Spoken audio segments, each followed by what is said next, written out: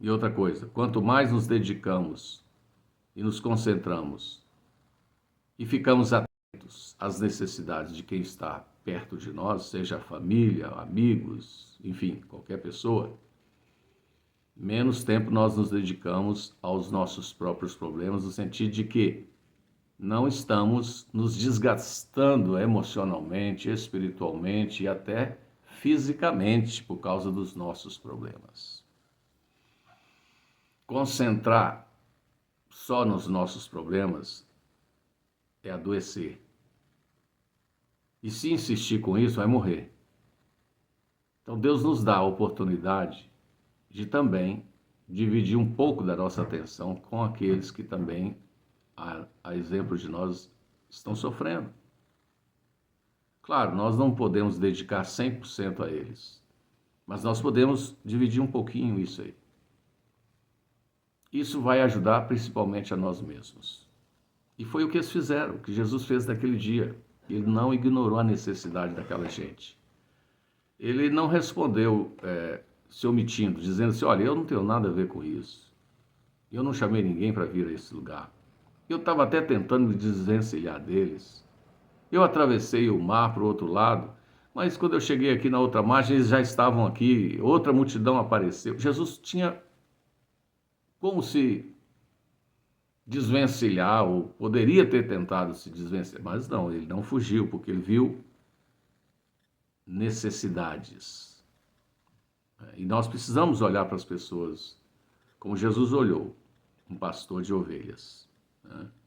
Outra coisa que nós aprendemos com Jesus nesse texto do Evangelho é que pessoas não são problemas. Em muitas situações, pessoas são soluções. Apareceu um menino com 5 pães e 2 peixinhos, isso é maravilhoso. Um menino foi a solução. Ninguém mais tinha pensado em levar comida para aquele lugar, mas um menino levou. Era o lanchinho dele. E ele abriu mão daquilo. Ele não disse assim, olha, o que eu tenho só dá para mim. Se eu for dividir isso aqui com vocês, eu também vou ficar com fome. E muitas vezes pensamos assim, não é verdade?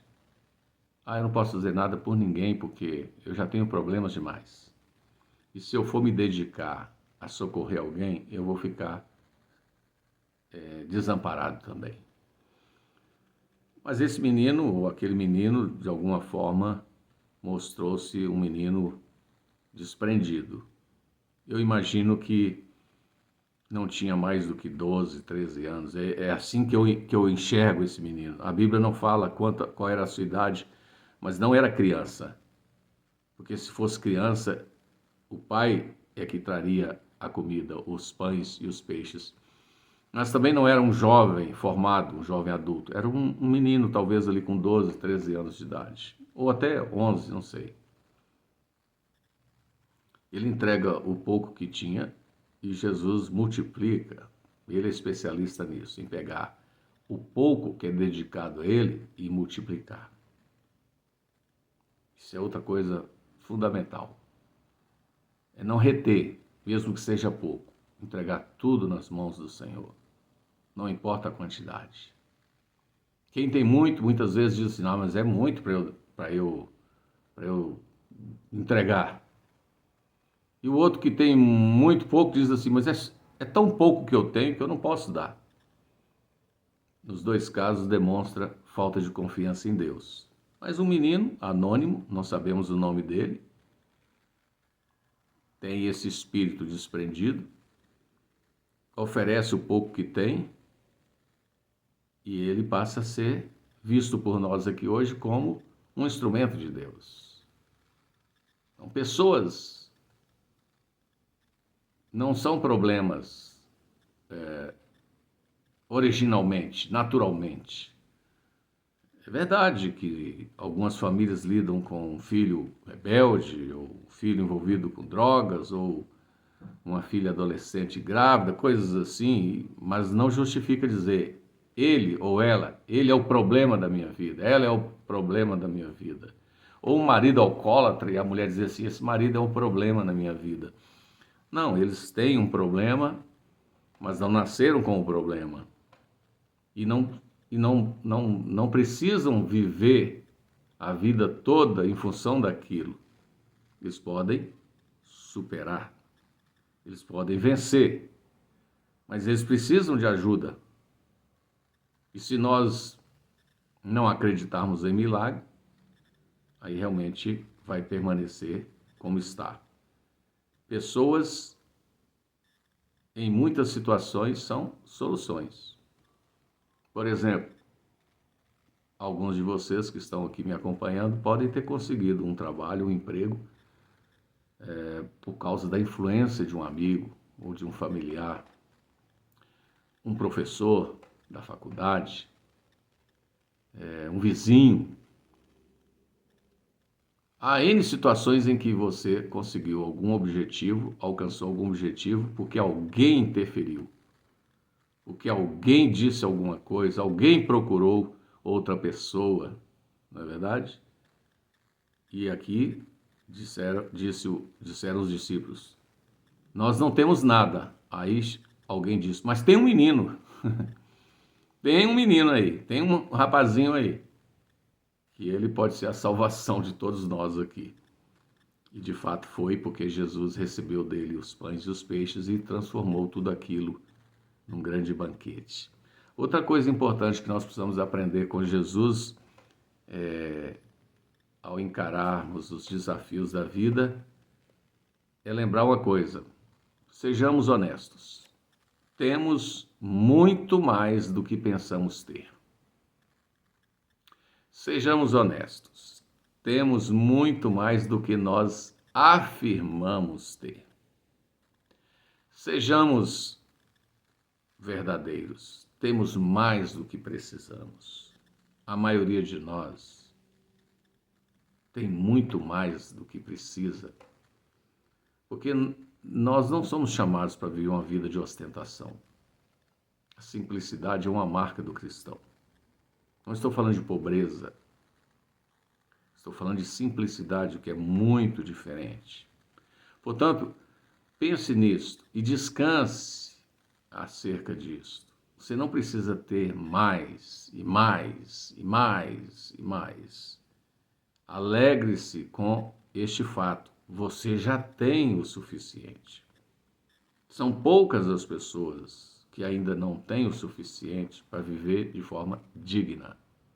Não estou falando de ter carro de luxo, casa, uma mansão, viagens internacionais, roupas de marca. Não se trata disso. Nós estamos falando de comida. Nós estamos falando de segurança física. Nós estamos falando de coisas básicas, essenciais para a família, para o indivíduo. Então, olhe para o problema e pense assim: eu tenho recurso e tenho mais do que eu costumo reconhecer. Então, o que eu tenho de recurso eu vou empreender, eu vou usar, ou eu vou dedicar a Deus, vou entregar nas mãos de Deus.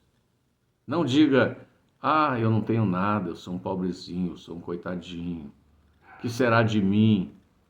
Esse tipo de atitude não ajuda em nada e afasta as pessoas de nós. Então pense sobre isso, descanse nesse pensamento aqui. Você tem muito mais do que pensa ter, ou você tem muito mais do que costuma afirmar. Tem mais uma coisa importantíssima. Talvez eu tivesse que colocar isso aqui como a primeira, logo no início, né?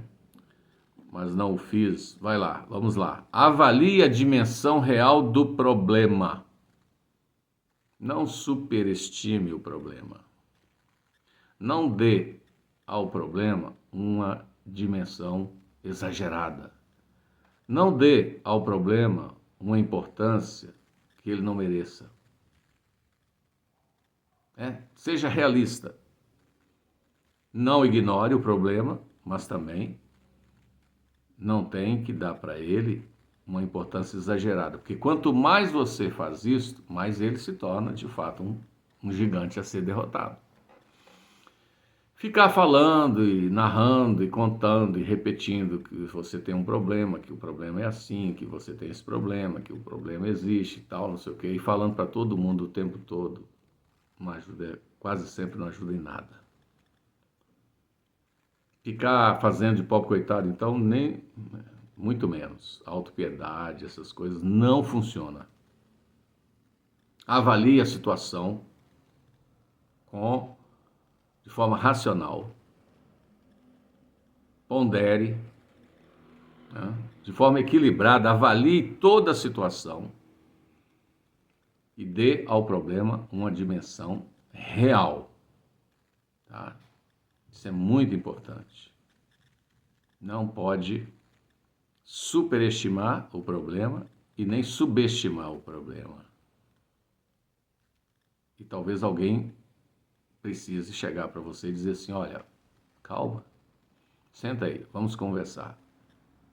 A situação não é tão difícil assim. Tem jeito, nós vamos achar um jeito. Ou então, se todo mundo dissesse, olha, isso não tem jeito, é hora de esperar por um milagre. Mas milagre acontece quando nós nos dispomos a entregar tudo nas mãos de Deus. Tem uma coisinha, mais uma coisa que eu gostaria de destacar, é sobre o espírito de adoração, de gratidão a Deus. Nós não podemos permitir que qualquer problema afete nossa comunhão, nossa relação com Deus. Tem gente que some, às vezes, dos cultos da igreja, do convívio com a comunidade cristã. Depois aparece, do nada. Então são questionados, por que você desapareceu? Por que você sumiu? Por que você se afastou? E é comum ouvirmos assim, eu tive uns problemas aí. Mas como? Quando nós temos problemas, é que nós temos que nos apegar ainda mais aos recursos de Deus. E um dos recursos de Deus é a comunhão, é o convívio com aqueles que têm a mesma fé, que confiam no Senhor. E é importante estarmos juntos, orando, louvando a Deus. Deus habita no meio dos louvores. Deus está presente onde o seu nome é cultuado com sinceridade, porque Deus procura, diz a Bíblia, o Evangelho, adoradores que o adorem em espírito e em verdade. E quando ele os encontra, ele fica muito feliz. E foi o que aconteceu. Jesus pegou os pães, os peixes, olhou para o céu, deu graças ao Pai e aconteceu o milagre. O milagre acontece quando nós estamos, mesmo em meio a dificuldades, com um coração agradecido, com disposição para continuar louvando, adorando, agradecendo a Deus, não deixando que as circunstâncias afetem nossa relação com Deus. Pelo contrário, quando temos mais problemas, temos que nos aproximar ainda mais de Deus. E foi o que Jesus fez, e Ele está nos ensinando aqui. Temos que orar, temos que agradecer, temos que adorar. E tem mais outra coisa importante, importantíssima aqui nesse texto bíblico.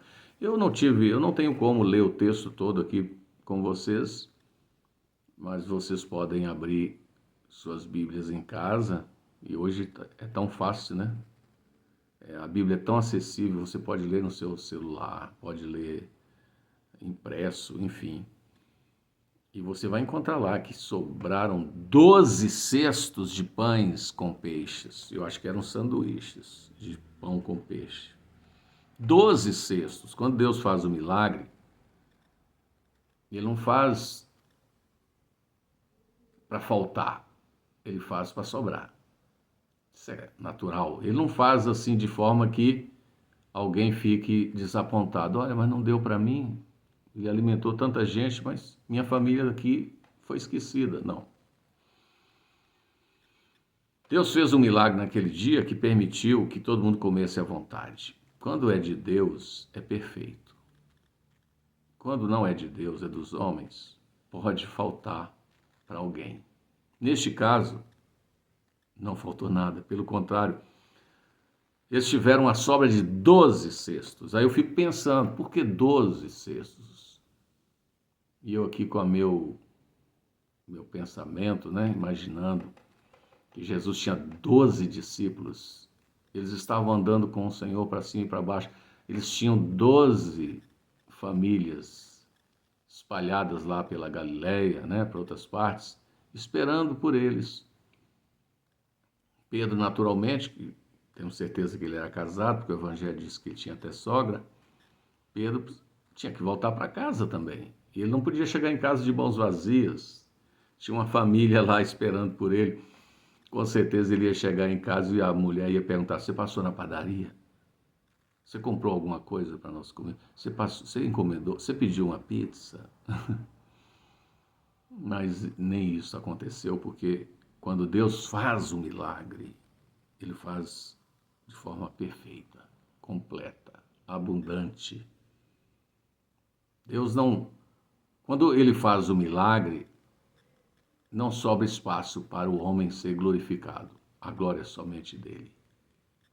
E só nos resta contemplar o poder, a graça, a misericórdia, a bondade, o amor de Deus.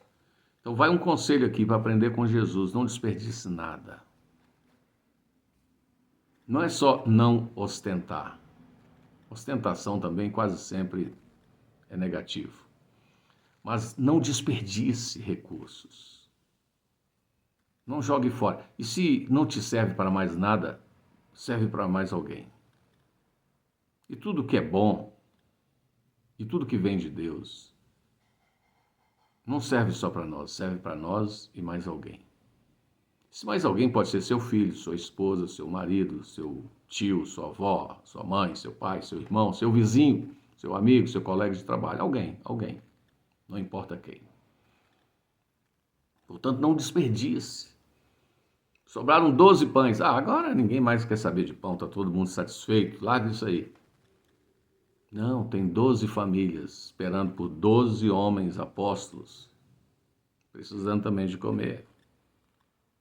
E outra coisa que eu estava me esquecendo aqui, no outro evangelho, não nesse evangelho aqui de Mateus, Jesus, antes de operar o milagre, ele manda os discípulos organizarem a multidão em grupos. Ele manda que todos fiquem assentados na relva e separa por grupos. É uma questão de gestão, planejamento, organização. Jesus está nos ensinando aqui que nós precisamos esperar por milagres. E esperar por milagres não é só ter fé, é você se preparar para o milagre. É você fazer aquilo que está ao seu alcance. Jesus não ia mandar anjos descerem do céu para colocar as pessoas em grupos de 100, de 50, ou no nosso caso aqui no Brasil, fazer a fila direitinho, né? Porque aqui a gente gosta de uma fila. Não, os discípulos tiveram que trabalhar. Esperar por um milagre não significa não trabalhar. Significa fazer tudo o que você pode fazer e deve fazer, e aquilo que você não pode fazer, Deus vai fazer, porque nós estamos esperando com fé, com confiança nele. E assim organizou todo mundo direitinho, todo mundo ficou no seu lugar, todo mundo recebeu. Ninguém ficou de fora. Por isso sobraram 12 cestos, porque teve organização, planejamento, mesmo que um planejamento de último momento, mas deu para fazer. Um mínimo de cuidado, de organização, tem que ter. Isso demonstra fé. Você se organiza para receber o milagre. E como o milagre eram milhares de pães com peixes, tinha que ter organização para distribuir isso. Então veja quanta coisa nós aprendemos com Jesus aqui. Como é bom olhar para o Evangelho com esse olhar, né? Humilde, reconhecendo que há situações em que nós não temos como encontrar solução, resolver, mas nós confiamos no Senhor e aprendemos a fazer as coisas com Ele. E aquilo que não tem jeito, nós entregamos para Ele fazer. Confiamos nele. Entregamos todos os pães e peixes que nós temos, ainda que sejam poucos. E se forem muitos, temos que entregar também. Não é verdade? Então eu olho para essa passagem bíblica e penso assim, como eu preciso aprender com Jesus. Quantas vezes eu falhei porque não observei coisas tão simples e óbvias, né? Agora parecem óbvias para mim. Por isso eu resolvi hoje dedicar um tempo aqui para gravar esse vídeo e dividir com vocês um pouco da compreensão que eu recebi, que eu obtive, olhando para Jesus no Evangelho. Se você quiser aprender mais, o Espírito Santo te ensina. Eu recomendo que você pegue sua Bíblia e leia a mesma história nos 4 Evangelhos: Mateus, Marcos, Lucas e João. E eu tenho certeza que você vai dizer assim ao final, teve isso aqui que ele não nos ensinou, que ele não disse, não abordou no vídeo, e que é muito importante também. Mas é isso mesmo que precisa acontecer. Você mesmo aprendendo enquanto olha para Jesus. Tá bom? Espero que tenha sido de grande utilidade para você. Que Deus te abençoe e ajude você a encarar cada situação difícil da sua vida com fé e esperança em Cristo.